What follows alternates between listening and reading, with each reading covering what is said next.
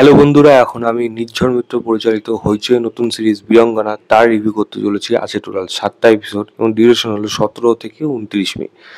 তো খুবই ছোট একটা সিরিজ, 2.5 ঘন্টার মতো। তো কেমন হলো এই সিরিজটা, বা বলা যায় যেটা থাম্বনেইলে লেগেছি, সত্যি কি বাংলার মার্দানি হতে পারলো? গল্পটা ছোট করে বলি।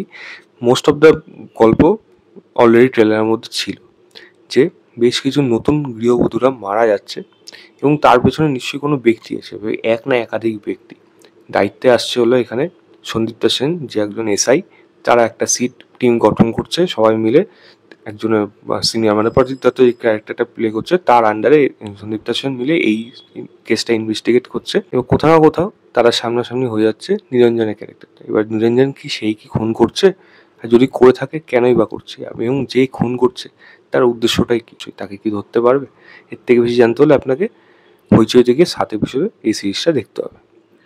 যদি জিজ্ঞেস করেন কেমন হয়েছে, আমি বলবো নির্জন মিত্রের কাজ তো আমি এগুলো যেগুলো দেখেছি, সেটা বুড়ো হোক বা নাইনি হোক, তার মধ্যে না একটা ছোঁয়া আমি পেয়েছিলাম, যেগুলো একটা অন্যান্য সিরিজ, বাংলা সিরিজের মধ্যে পাওয়া যায় না।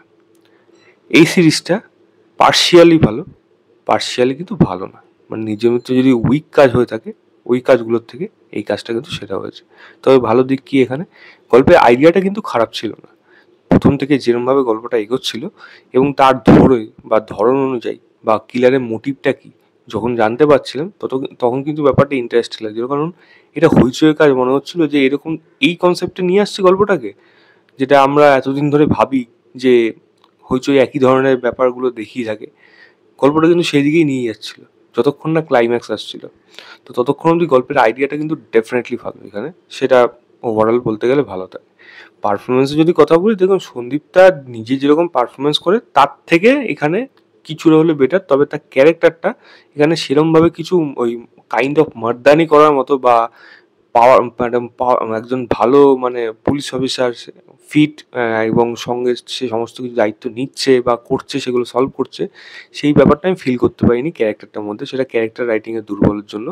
বাট তার পারফরমেন্স মোটামুটি আমি বলতে পারি। নিরঞ্জনের যদি কথা বলি, আমি নিরঞ্জনের পারফরমেন্স ঠিকঠাক। ক্লাইম্যাক্সের দিকে যত গেছে তত কাজগুলো, পারফরমেন্সগুলো কিন্তু আরও বেটার হতে শুরু করে। সাপোর্টিং কাজ যারা হয়েছে তাদের মোটামুটি ঠিকঠাক আছে। পারফরমেন্স ছাড়া যদি কমেডির কথা বলি, কমেডি যে পোর্শনগুলো আছে খারাপ লাগবে না দেখতে। নোন টেমপ্লেট, কিন্তু আপনার দেখতে সেগুলো মজা লেগে যাবে এরকম। এবং যেটা বললাম, যে গল্পটার মধ্যে যে একটা ফ্রেশনেস এনেছিল যেটা শুরুতে, সেটা ভালো ছিল। এবং গল্পের মধ্যে যে ব্যাকগ্রাউন্ড মিউজিক ইউজ করা হয়েছে, সেটা বলবো খারাপ না, সেটাও মোটামুটি একটু ভালোই ছিল। কারণ সেই ব্যাপারটা, সে একটা মাসি ব্যাপারটা কিন্তু আনতে পারছিল, বিজিএমটা বিশেষ করে। এবং যদি বলি ওভারঅল দিক দিয়ে একটা গুড টাইম পাস মুভি, এই ওয়েব সিরিজ হিসেবে আপনি এটাকে গণ্য করতে পারেন। তবে সমস্যা রয়ে গেছে চিত্রনাট্য যদি বলে থাকি, চিত্রনাট্য যে খুব একটা বেশি ভালো বা খুব বেশি খারাপ তা না। মেন প্রবলেম হয়ে গেছে গল্পের মধ্যে রাইটিংয়ে ইনফরমেশন। একটা ওয়েব সিরিজ বানাতে গেলে না অনেক কিছু প্রয়োজন হয়। হইচই জানি আমার কাজগুলো বরাবরই ছোট হয়, কিন্তু কিছু কাজ এসে যায় এই ছোট কাজের মধ্যেও আমাদের কিন্তু মনের মধ্যে সেই প্রশ্নগুলো তুলতে বাধ্য করে না, যে না আরও হয়তো প্রয়োজন ছিল, বা এইটুকু সময়ের মধ্যে এত ভালোভাবে ইনফরমেশন দিয়ে গেল। এই কাজটা ইনভেস্টিগেশন হোক, বা সে কি কালপ্রিটকে খোঁজা হোক, বা একটা মানুষ যেই ক্যারেক্টারটা লিড, অ্যান্টাগনিস্ট, প্রোটাগনিস্ট, তাদের ভালোভাবে এস্টাবলিশ হওয়ার প্রয়োজন। তাদের ব্যাক স্টোরিগুলো ভাবে, অ্যান্টাগনিস্টের ব্যাক স্টোরিটা তাও বলবো আমি ঠিকঠাকভাবে এখানে রাখা রয়েছে। প্রোটাগনিস্টের ব্যাক স্টোরিগুলো সেখানে সেটাই এখানে আরও ভালো ডেভেলপমেন্টের প্রয়োজন ছিল।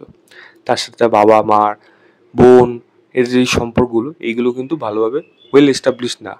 আমার মনে হয় সেইগুলো করলে আরও বেশি অনেক বেটার হতো। চিত্রনাট্য যেটা বললাম, কিছু জিনিস ভালো, কিছু জিনিস খারাপ।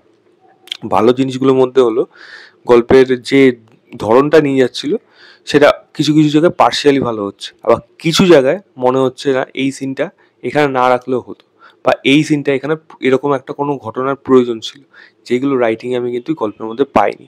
যেটা একটা খারাপ দিক হিসাবে, ভালো রকম খারাপ দিক হিসাবে এখানে থেকে যায়। সাপোর্টিং কাস্ট যাতে বললাম, তারা কিন্তু সেরকমভাবে স্পেস পায়নি।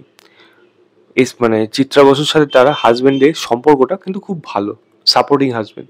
এবং তার যে ফ্যামিলি, সেই যে মানে শ্বশুর বাড়ি, তাদের যে দিকটা মনে হচ্ছিল যে কিরকম, তারাও কিন্তু একটা ভালো রকমভাবে একটা ভালো নোটে সেই জায়গাটাকে শেষ করলো। কিন্তু সাপোর্ট সিস্টেম হতে গেলে না আপনাকে অনেক কিছু স্পেস এবং অনেক কিছু এলিমেন্ট দরকার হয়। তো সেই এলিমেন্টগুলো আমি গল্পের মধ্যে পাইনি।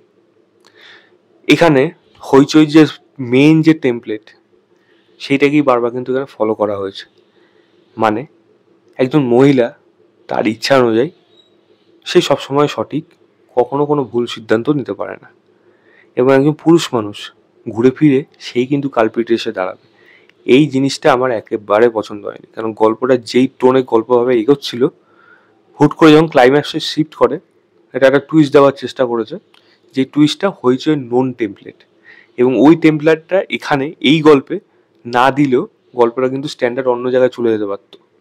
আমার সেই জিনিসটা ভালো লাগেনি, কারণ একটা জিনিস আছে, একটা ঠিক আছে যেটা গল্পটা বোঝাতে চাচ্ছে মেনে নিলাম, ঠিক আছে, কিন্তু সেই একই ফর্ম্যাটে নিয়ে আসা মহিলা সাবস্ক্রাইবার বাড়ানোর জন্য বা মহিলাদের সেই ট্রাস্টওয়ার্থি কাজ বানানোর জন্য আমার সেই জিনিসটা একেবারে ভালো লাগেনি। যার জন্য আমি বারবার বলছি ক্লাইম্যাক্স আমার কিন্তু সেরকমভাবে হিট করতে পারেনি। এবং অ্যাকশন হোক বা যা যা ছিল এখানে, ক্লাইম্যাক্সটাই যেরকমভাবে ডিজাইন করা হোক, সেখানে অ্যাকশনের যেরকম পরিমাণ ভালো না, সেগুলো খুব একটা বেশি ভালো না। ছোটোখাটো অন্যান্য দিক রয়েছে কাজটার মধ্যে যেগুলো ভালো হতে পারেনি। এবং এটা একটা যেমন জায়গায় শেষ করা হয়েছে, এটা পার্ট 2 আসবে সেরকমই। সেখানেও যেই নোটে শেষ করা হয়েছে একটা টুইস্ট রাখা হয়েছে, সেই টুইস্টগুলো গল্পের অন্যান্য হইচই অন্যান্য কাজ অনুযায়ী প্রেডিক্টেবল, যেটা আমার এই কাজটা থেকে শেষে গিয়েও সেই জায়গাটা আমার মনে হয়নি। ছোটোখাটো অন্যান্য দিক রয়েছে। তবে যদি বলেন, আমি এটাকে একটা one time above average kind of কাজ হিসেবে গণ্য করব। একেবারেই মারদানি হয়নি। অনেকটাই আশা করছিলাম, যেহেতু ডিরেক্টর নির্ঝর মিত্র, তাই একটু হলেও আমাকে কিন্তু এই কাজটা হতাশ করেছে। আমি এই কাজটাকে 2.75 দেওয়া আউট অফ 5 বলবো। হইচইতে যান, গিয়ে দেখুন, দেখে জানাবেন আপনাদের কেমন লেগেছে। তো এই ছিল আমার ওভারঅল রিভিউ বিরাঙ্গালা বলে ওয়েব সিরিজটা। ভিডিওটা ভালো লাগলে লাইক, শেয়ার, চ্যানেলটাকে অবশ্যই সাবস্ক্রাইব করে দেবেন।